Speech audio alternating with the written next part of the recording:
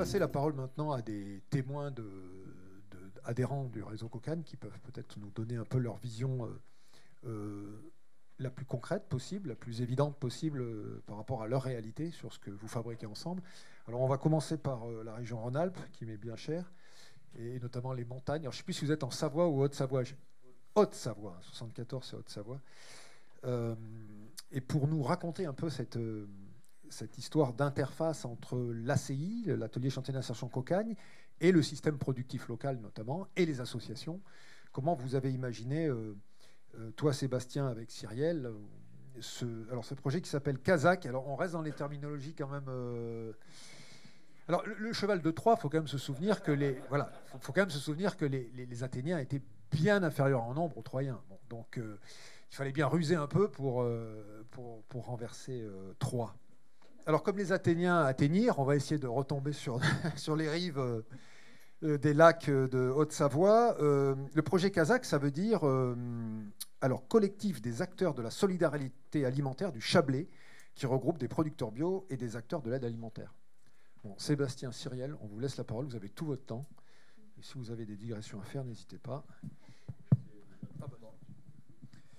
Bien, merci. Je vais introduire un peu le projet. Je vais laisser Cyrielle expliquer le contenu du projet. Rapidement, Kazakh, comme l'a dit Julien, c'est un collectif qui regroupe à la fois des maraîchers bio du territoire et des acteurs de l'aide alimentaire du territoire. C'est un projet très localisé aujourd'hui. Le projet a démarré depuis début novembre et on est sur un rayon d'action d'environ 15 km aujourd'hui. Voilà. En guise d'introduction, moi je voulais préciser le fait que comment on en est arrivé là et quelle légitimité on a, nous, plus à venir, à coordonner ce collectif. Parce qu'aujourd'hui, on a vraiment la position de coordinateur de ce groupement. Et en ça, le réseau Cocagne a été, de par ses actions dans le temps, d'une grande aide. Et c'est par cette voie-là que je voulais introduire le projet.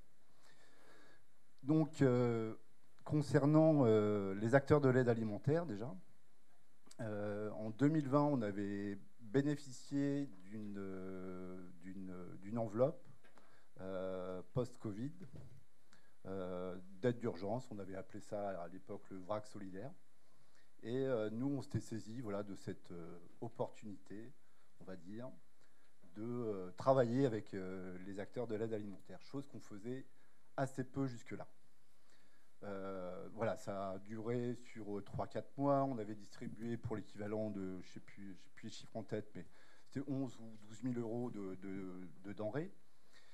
Et très bonne émulsion, aussi bien de la part des acteurs de l'aide alimentaire, qui étaient ravis qu'on vienne leur livrer des beaux légumes bio gratuitement, mais aussi de la part de l'équipe et des salariés en transition, qui étaient fiers de participer et qu'ils soient acteurs de quelque chose pour des bénéficiaires de l'aide alimentaire. Donc voilà, grande émulsion par rapport à ça. Ça a duré très peu de temps, 4 mois, puis après, hop, le vrac solidaire s'est arrêté. On a essayé, via le réseau Cocagne, moi j'ai un peu milité pour essayer de perdurer cette action, donc qui n'a pas eu de suite. Mais en tout cas, un vrai lien s'est créé déjà à ce moment-là avec les acteurs de l'aide alimentaire. Ensuite, avec le territoire, j'ai envie de dire, depuis 2020, on a mis en place les paniers solidaires. Donc là aussi, on a été bien identifié comme un acteur, un des acteurs de l'accessibilité alimentaire sur le territoire. Et nous, on a vraiment axé les paniers solidaires en partenariat avec des CCAS locaux. Donc, donc les mairies, etc., étaient bien impliqués dans la mise en place de ce projet panier solidaire sur le Chablais. Euh, Toujours parallèlement à ça, voilà, on co-organise aussi chaque année les rencontres de l'alimentation durable en Chablais. C'est un gros événement, hein. On est 2 assos à porter ces rencontres. Ça dure sur une semaine. Ça nous demande beaucoup d'énergie et là aussi, financement du réseau Cocagne quasiment tous les ans sur ce dispositif qui nous a aidés à vraiment nous positionner comme un acteur important, en tout cas, sur ces questions de transition alimentaire, d'alimentation durable, d'accessibilité alimentaire, etc. Donc ça nous a là aussi construit une vraie légitimité. Et enfin, le dernier point pour moi, c'est vraiment aussi en 2020 aussi, on a perdu 60% de notre surface plein champ pour continuer à développer nos superbes surfaces commerciales sur le territoire. Et voilà, un choix a été fait au niveau du jardin, hein, de ne pas réduire la voilure, parce que on savait que ça allait nous amener voilà, à l'échec, mais de garder et le même nombre de paniers et le même nombre d'activités, etc., mais en essayant de travailler beaucoup plus avec d'autres maraîchers. Donc voilà, là aussi, depuis 2020, on a mis en place un certain nombre de partenariats avec les maraîchers pour pouvoir maintenir notre niveau de panier et puis développer voilà, aussi d'autres partenariats avec la restauration collective, etc., etc. Voilà l'introduction. Dernier point aussi, c'est justement quand il y a eu toutes ces visioconférences l'année dernière, très nombreuses, autour de le programme Mieux manger pour tous. Donc là aussi, voilà, j'avais cette idée de présenter ce projet, et je me rappelle très bien, Julien, que voilà, j'en avais parlé pendant une vidéo, j'hésitais encore, et tu as fini de me convaincre en disant, mais vas-y, dépose l'appel à projet, etc. Chose que j'ai faite, et on a remporté l'appel à projet, et Kazakh est parti. Tu peux peut-être nous rappeler quels sont les acteurs de l'aide alimentaire? Tu n'as pas cité les associations. Du coup, on a donc le collectif, il a été créé en juin 2023 avec 4 maraîchers bio du territoire et 4 acteurs de l'aide alimentaire.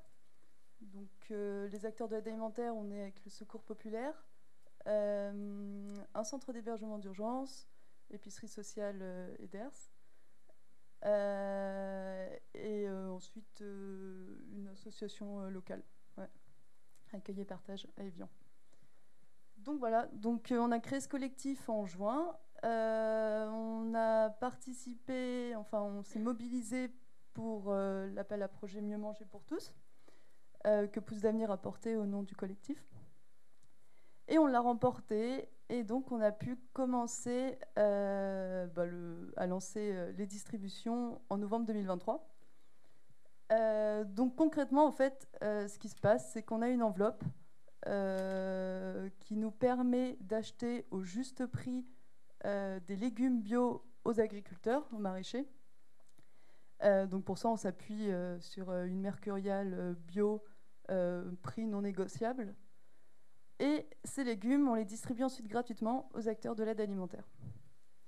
Donc tout ça dans un rayon de 15 km. Et donc ça, c'était plutôt la première période où les acteurs de l'aide alimentaire nous passaient des commandes et ensuite nous ont mobilisé les maraîchers qui avaient de quoi honorer les commandes. Maintenant, ce qu'on aimerait plus se pencher, c'est travailler sur les pics de production des agriculteurs. C'est-à-dire quand on a des salades qu'on poussait et qu'on ne sait pas quoi en faire, et c'est un super canal de distribution pour eux. Donc voilà, donc, on a commencé en novembre 2023, là on a terminé la première période fin mars à peu près. Maintenant il n'y a plus trop de légumes pour l'instant. Et donc on est arrivé à distribuer 3,3 tonnes de légumes bio, ce qui équivaut à peu près 6 000 € de denrées alimentaires pour 5 mois. Voilà. Et donc on va lancer là, la deuxième période au mois de juin. Alors l'objectif c'est d'agrandir le collectif. Donc pour cela, on a un nouveau maraîcher bio, enfin un GAEC qui nous rejoint, et une autre association du territoire. Et on répond à beaucoup d'appels à projets pour pouvoir augmenter l'enveloppe et essayer de faire perdurer cette filière solidaire. Et alors après, donc, on a des objectifs pour le futur. Donc on parle plutôt d'une 30aine de tonnes distribuées fin 2025. Ça, c'est nos objectifs personnels. Donc pour ça, on va augmenter évidemment la taille du collectif parce qu'il nous faut plus de producteurs de légumes. Et puis après, puisqu'en fait on s'appuie sur une mercuriale, c'est un débouché à part entière pour les maraîchers aujourd'hui. Donc l'idée en fait c'est qu'on travaille avec eux sur une espèce de planification des cultures, comme dans n'importe quelle structuration de filière en fait. Donc ça, ce sera un travail de coopération entre les acteurs de l'aide alimentaire et les maraîchers, planifier les besoins, les quantifier pour la suite. Après, pour ça, il va falloir de la visibilité sur les financements, hein, c'est évident. Et puis après, il y a une question qui est pas mal soulevée. Donc là, nous, on voulait travailler avec les pics de production, mais au-delà des pics de production des maraîchers, il y a la filière des légumes moches, des légumes qui ne peuvent pas passer en fait en commercialisation classique. Et là, il y a un potentiel...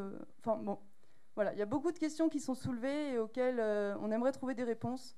Là, Kazakh, donc c'est vraiment une phase expérimentale. On essaye. Et alors après, l'objectif, en s'appuyant notamment sur le réseau Cocagne, c'est de mutualiser, de collecter des informations pour pouvoir ensuite le déployer sur d'autres territoires, sur d'autres jardins. Voilà. D'autres choses à rajouter?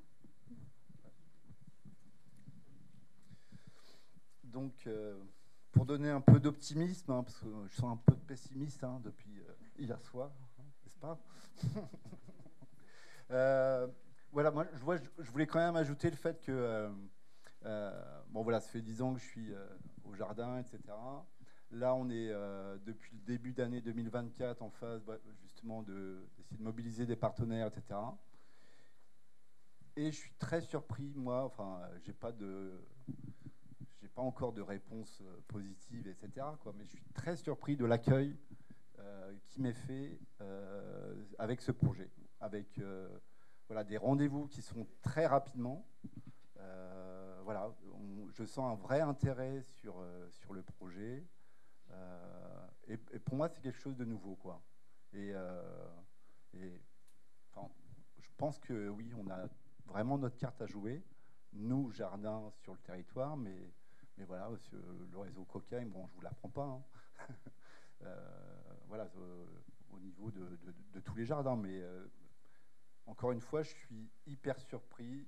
J'ai pas encore eu une porte de fermée. On est en discussion avec la MSA, la DRAF, le conseil départemental, les collectivités, etc. etc.